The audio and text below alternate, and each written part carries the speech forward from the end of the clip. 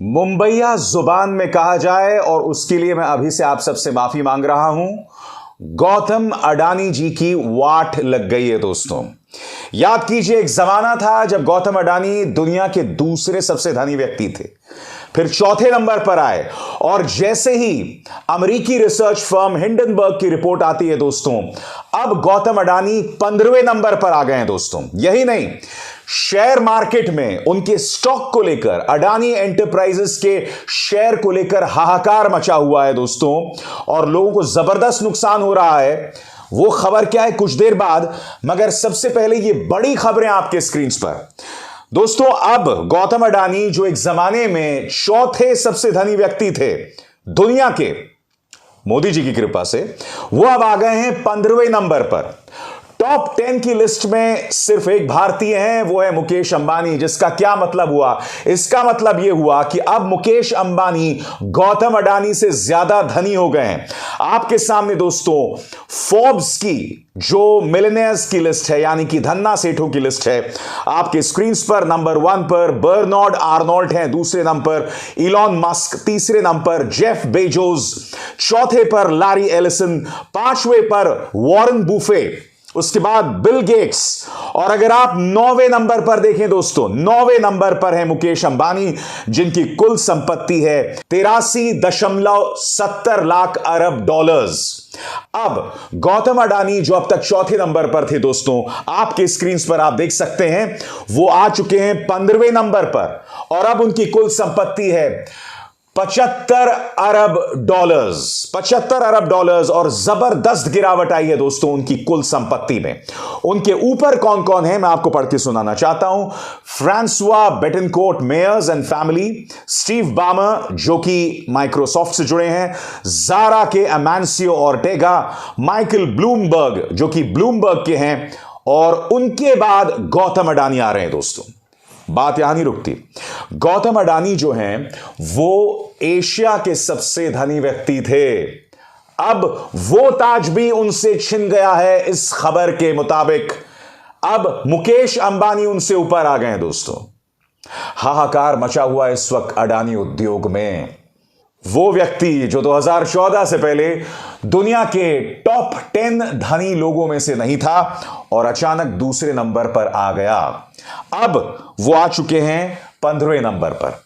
दोस्तों सरल भाषा में मैं आपको समझाना चाहूंगा। सबसे पहले मैं आपको बतलाना चाहता हूं, आज स्टॉक मार्केट बढ़ा मगर अडानी उद्योग के जितने भी शेयर्स थे, जितने भी कंपनी के शेयर्स थे, वो लगातार गिर रहे थे। आपके स्क्रीन पर देखिए दोस्तों, तमाम जगहों पर अडानी एंटरप्राइजेस जिसमें 15% की गिरावट आई, 2,528 रुपए। Adani green energy negative, Adani ports and SEZ negative 10% की गिरावट।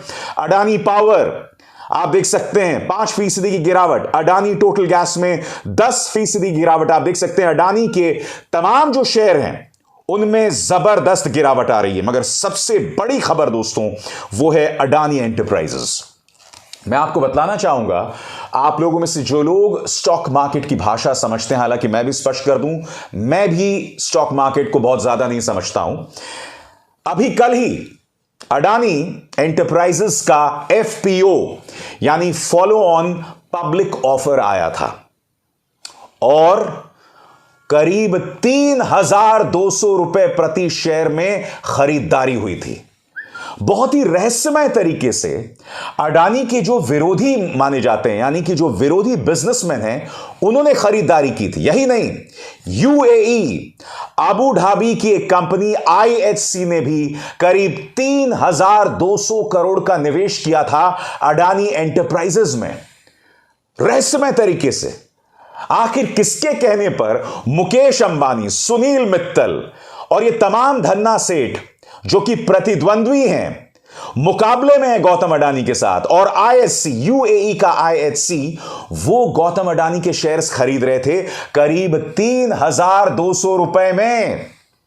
आज मैं आपको बतलाना चाहता हूं दोस्तों, वो जो शेयर कल 3,200 के करीब था वो 2,000 रुपए के नीचे आ गया। आपके स्क्रीन पर दोस्तों हाथ कंगन को आरसी किया, मैं आपको बता दूं, आज अडानी एंटरप्राइजेस का शेयर जो कल 3000 से ऊपर था, आज जब मार्केट बंद हुआ तो उसकी कीमत थी 2179.75 पैसे और इसमें गिरावट करीब 794 रुपए की आई है। दोस्तों आप देख सकते हैं किस तरह का हाहाकार मचा हुआ है यहां पे।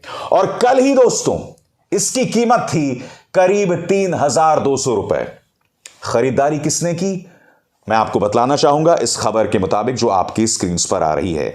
यह खबर ध्यान से सुनिएगा दोस्तों, और फिर उसके पीछे के रहस्य की बात मैं आपसे करना चाहूंगा। उद्योगपतियों ने बचा ली नैया। मंगलवार को अडानी एंटरप्राइजेस का एफपीओ पूरा का पूरा सब्सक्राइब हो गया। शेयर बाजार के आंकड़ों पर नजर डालें तो 20,000 करोड़ रुपए के एफपीओ को आखिरी दिन गैर खुदरा निवेशकों एनआईआई ने सब्सक्राइब किया। अडानी एंटरप्राइजेस ने 4.55 करोड़ शेयरों को बोली के लिए रखा था, जिसके मुकाबले 4.62 करोड़ शेयरों का सब्सक्रिप्शन रहा। रिपोर्ट के कारण मुश्किल दौर से गुजर रहे, रिपोर्ट कौन सी, हिंडनबर्ग रिपोर्ट। हिंडनबर्ग रिपोर्ट के कारण मुश्किल दौर से गुजर रहे अडानी ग्रुप के लिए उनके कारोबारी दोस्त सामने आ रहे थे। और ये कारोबारी दोस्त कौन कौन है आपके स्क्रीन पर। रिलायंस इंडस्ट्री के मुकेश अंबानी, सज्जन जिंदल, इसके अलावा सुनील मित्तल, सुधीर मेहता, पंकज पटेल, ये तमाम कारोबारी जो हैं वो आए। और रहस्यमय एंट्री होती है दोस्तों यूनाइटेड अरब एमिरेट्स, संयुक्त अरब अमीरात की एक कंपनी IHC की। उसके बारे में क्या कहा जाता है वो मैं आपको पढ़ के सुनाना चाहता हूं। अडानी के एफपीओ में अबू धाबी की इंटरनेशनल होल्डिंग कंपनी IHC ने 3,200 करोड़ रुपए का निवेश किया। इस कंपनी ने अडानी के एफपीओ में बोली लगाकर बड़ा भरोसा दिखाया है। अडानी समूह में इससे पहले IHC ने पहले भी निवेश किया है। पिछले साल कंपनी ने अडानी ग्रीन में निवेश किया था।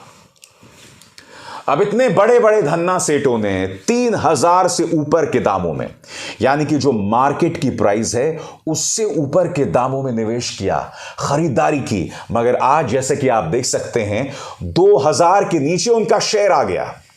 यानी कि बेच बहुत रहे थे, खरीद कोई नहीं रहा था।